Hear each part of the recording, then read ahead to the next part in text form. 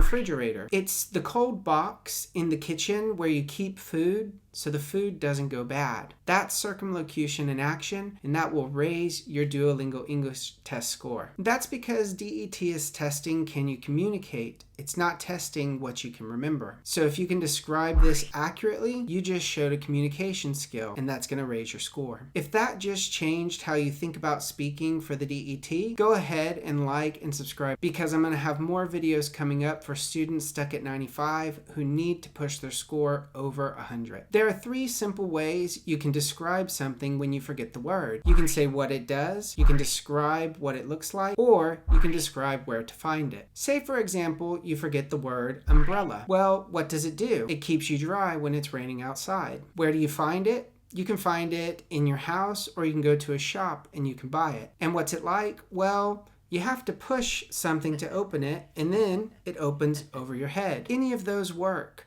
as long as the person you're talking to understands what you're saying. Let's see another one. You forget the word key. How can we talk about this? You could say it's the thing I use to open the door when it is locked. Or you could say, I have a bunch of them on a little ring. You could even say it's the thing I use to start my car so I can drive to the store. Lastly, you could say it's small, it's metal, and we put it in the door when we want to open it. Any of these work because you have the idea and you're giving it to someone. Let's try a harder one. What about deadline? You could describe what this does. It's when something must be finished by a certain date.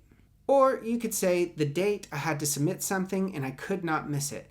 Any of these work because the idea is still a deadline. So remember this, don't stop when you forget a word. Start describing it. What does it do? What does it look like? Where can I find it? How can I use it? There's a whole list of things that you can say. Just keep talking. That's the most important. Now let's practice. I'm going to give you a word and I want you to describe it without saying the word. How can we describe hospital without saying it? I would say it's the building where doctors and nurses and sick people go.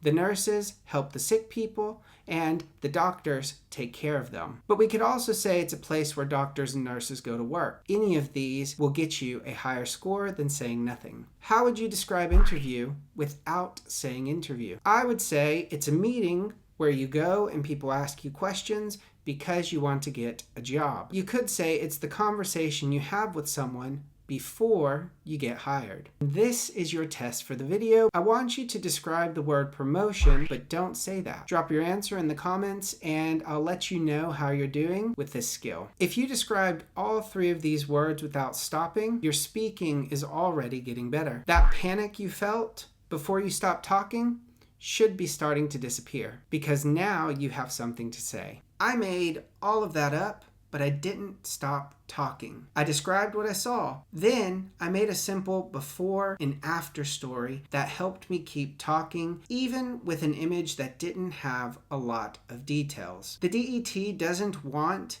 you to describe every single thing you see. It wants to hear fluent communication. You don't need perfect words, but you do need to keep going. I broke this exact method down in a blog post, and I linked that in the description below so you can click it, read more about it, and learn how to do it if you're serious about increasing your score. Circumlocution, it saves you when you forget a word. But what about when you see a word and you're not sure if it's real or fake? Well, I already made a video about that for you, so if it's something you're interested in, you can go ahead and click and watch it on the screen here. And if you want to learn exactly how you can study for all of these word changes to know if something's real, go ahead and subscribe because that video is coming up next week. And before you go, if you want to practice circumlocution right now, you can click the link in my description because I've left you a specific task only for people stuck at 95 who want to go above it and need this. And don't forget, if you want to find exactly where your score is breaking down,